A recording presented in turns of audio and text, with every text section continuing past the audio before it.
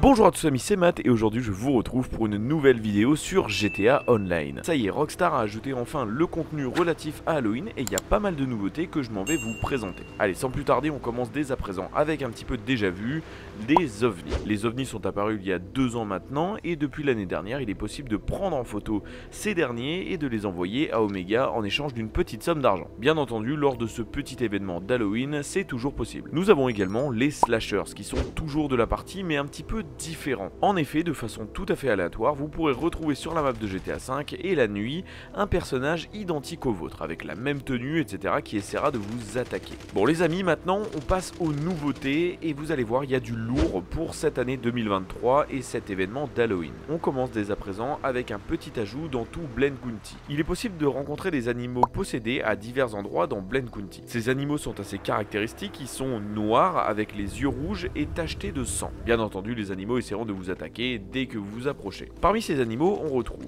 les sangliers, les cougars, des coyotes, des cerfs et finalement des carlins. Oui, cette petite bête pourrait vous attaquer. Bien entendu, ils ont des endroits de spawn assez spécifiques et ils apparaîtront uniquement de 20h à 1h du matin de façon complètement aléatoire. Pour terminer avec les ajouts de cette petite mise à jour, nous avons dès à présent de la chasse aux fantômes. À proprement parler, puisque tous les soirs, dans un ordre assez précis, vous aurez des fantômes qui vont apparaître et ce pour vous donner accès, la nuit suivante, à un fantôme un peu particulier. Ces fantômes, il y en a un total de 10 que vous pourrez prendre en photo et les envoyer à l'organisme spécialisé. Une fois la photo prise, vous recevrez instantanément 20 000 $ ainsi qu'un petit peu de RP. Finalement, après avoir pris en photo tous les fantômes, vous recevrez 200 000 $ pour les 20 000 de chaque fantôme ainsi que 50 000 $ supplémentaires pour avoir terminé tous les fantômes. Bon, je vais rapidement vous montrer chaque emplacement des fantômes ainsi que leurs horaires d'apparition. Le premier, vous pourrez le retrouver à la grange de Grapeseed entre 20h et 21h.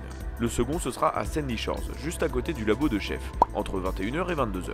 Le troisième, ce sera juste à côté de chez Maud, entre 22h et 23h. Le quatrième, c'est au niveau du phare El Gordo, entre 23h et minuit. Le cinquième, c'est au niveau de la maison hantée que je vous avais présentée dans les lieux les plus terrifiants de GTA V. Si tu n'as pas vu la vidéo, le lien est dans les fiches. Et il apparaîtra entre 1h et 2h.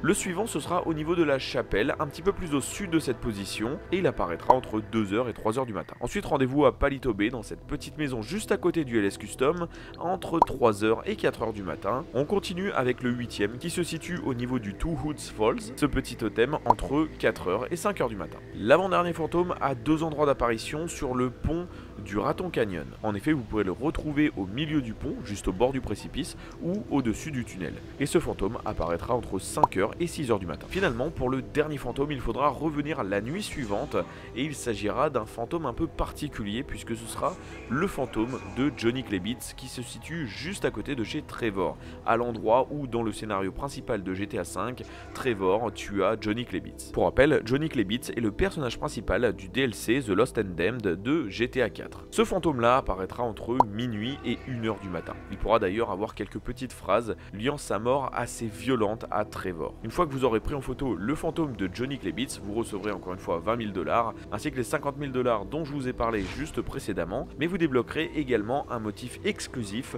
pour le véhicule sorti lors de cette mise à jour. Ce véhicule, on va rapidement en parler puisque c'est une référence, un easter egg au film Ghostbusters. En effet, on retrouve une vieille ambulance reconvertie pour ces fameux chasseurs de fantômes. Dans GTA V, elle est un petit peu modifiable, soit en mode ambulance, soit en mode corbillard, ou tout simplement en mode un petit peu Ghostbusters. Voilà un petit peu pour les ajouts de cette petite mise à jour. À noter que les activités d'Halloween sont toujours présentes, elles sont également doublées ou triplées pour certaines chaque semaine. Voilà les amis, j'espère que cette vidéo vous aura plu. Si c'est le cas, vous pouvez me laisser un petit like, ça me ferait super plaisir et ça aide énormément pour le développement de Disturb Universe. Et quant à moi, je vous retrouve une prochaine fois dans une nouvelle vidéo. À la prochaine et salut!